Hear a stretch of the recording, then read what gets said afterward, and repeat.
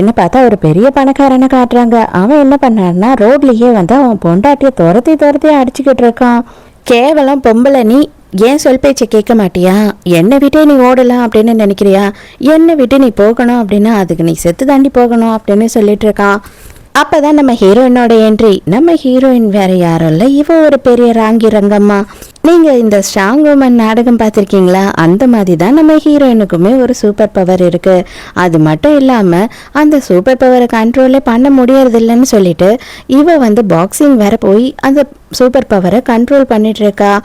அந்த மாதிரி ஒரு பொம்பளை இந்த மாதிரி ரோட்ல ஒருத்திய போட்டு புருஷங்கார அடிச்சு நிற்கிறத பார்த்தா சும்மாவா இருப்பா? அடியே கம்முன்னு இருடா, நான் வந்தேன்னா நீ செத்துடுவ அப்படின்னு சொல்றா.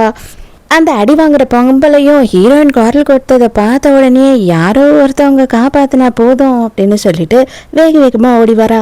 அந்த பொம்பளைய நான் அடிக்கிறதுக்கு நீ ஒரு சப்போர்ட்டா? மரியாதையா இங்கேருந்து போயிடு, இல்லைன்னா நீயும் என்கிட்ட அடி வாங்கி தான் சாக போறேன்னு நினைக்கிறேன் அப்படின்னு சொல்றான். டே குழந்தை, நீ வந்துட்டு என்னோட இந்த முகத்தை தானே பார்த்த, இன்னொரு முகத்தை பார்க்கலையே. பொம்பளைய அடிக்கிறவனெல்லாம் நான் சும்மாவே விட மாட்டேன் அப்படின்ற ஹீரோயின் என்ன பண்றானா, மறுபடியும் அவனோட பொண்டாட்டிய பிடிச்சி இழுக்க வரான். மூஞ்சிலேயே ஒரு குத்து. அவ்வளவுதான், அவனோட 2 பல்லு வெளியில வந்து விழுந்துடுது. அவ்வளவுதான், தலைவருக்கு பொம்பளை கிட்ட வேற அடி வாங்கிட்டோம் அப்படின்னு சொல்லி செம்ம கடுப்பாயிட்டு ராடை எடுத்துட்டு வந்து ஹீரோயினை கொல்லாம விட மாட்டேன்னு அடிக்க போறான். ஆனா நம்ம ஹீரோயின் தான் பெரிய கில்லாடி ஜித்தாச்சே. சும்மா தலைவரை கொளுத்துற வெயில்ல அங்க பிரதர்ஷனம் பண்ண வச்சிடறா மெயின் ரோட்ல. அவ்வளவுதான், உருண்டு உருண்டு அடி வாங்கிக்கிட்டு இருக்கான் அவகிட்ட.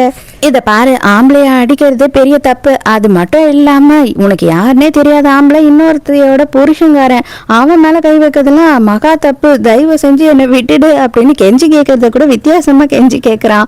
சரி பொழைச்சு போடா அப்படின்னு சொல்லிட்டு ஹீரோயினும் விட்டுறா. அவனும் வேக வேகமா ஓடி போயிட்டு காருக்குள்ள ஏறி உட்காந்துக்கிட்டு, இது எவ்வளவு காஸ்ட்லியான காரு தெரியுமா?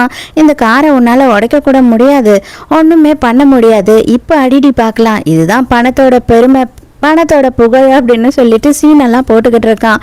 ஹீரோயினும் கடுப்பாய் பார்த்துக்கிட்டே தான் இருக்கா. சரி ஓகே, ஒன்றும் பிரச்சனை இல்லை, குவாலிட்டி டெஸ்ட் பண்ணிடலாம் அப்படின்னு சொல்லிட்டு ஹீரோயினுக்கு அதுவே பிச்சு எரிஞ்சிடறா. அவ்வளோதான், அவன் மூஞ்ச பார்க்கணுமே. என்ன தம்பி, இப்போ என்னால் என்னென்னலாம் பிச்சு எறிய முடியும்னு உனக்கு தெரியுதா அப்படின்னு சொல்லி கேட்குறா. அவ்வளோதான், தலைவர் அப்படியே காருக்குள்ளேயே வந்துட்டு கபடி விளையாடிக்கிட்டு இருக்காரு. இங்கே ஓடலாமா அங்கே ஓடலாமான்னு.